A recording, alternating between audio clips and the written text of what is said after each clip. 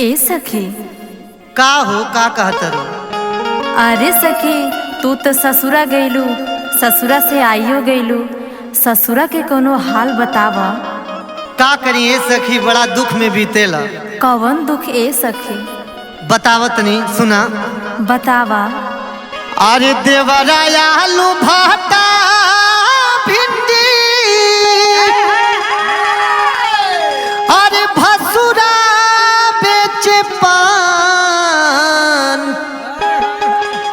अरे मोर बलमुआ हो, अरे मोर सजनवा हो,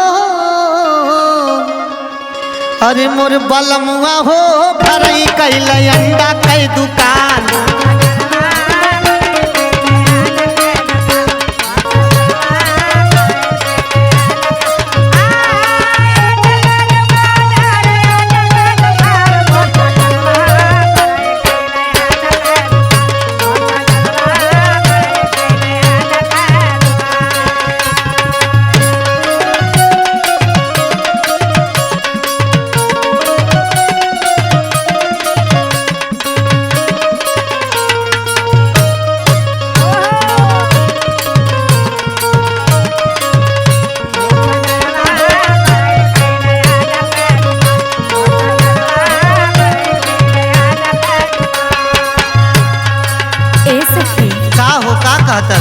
इतना पढ़ लिख के अंडा के दुकान करे न?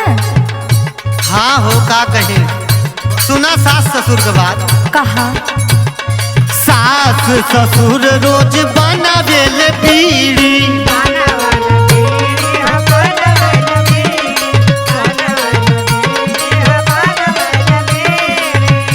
और सुना का कहना, कहले कि यही तरह चली मोर पीढ़ी।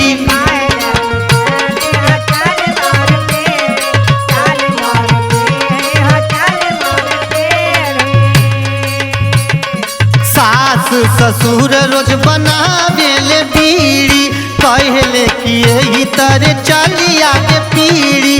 कहीं जदि पूछहु त बोले भी रही बान, मोर बलमुआ हो, मोर सजनवा हो, मोर बलमुआ हो, भरही कैला अंडा कई दुकान।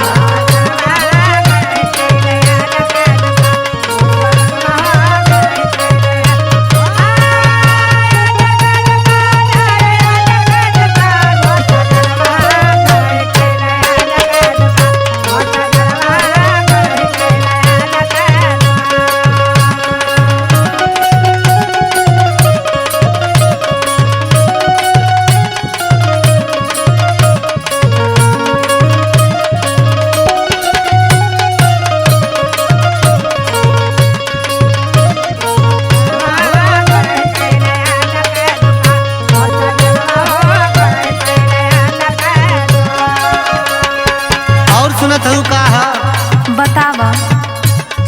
कहे कि नाम बीज प्यारे मशहूर है,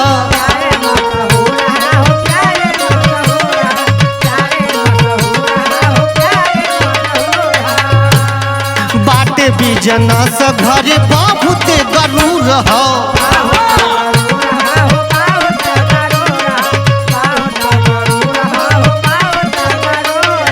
संजय छोटू राजू हमसे बानी परेशान, मोर बलमुआ हो, मोर सजनवा हो, मोर बलमुआ हो, घर ही कैल अंडा कई दुकान।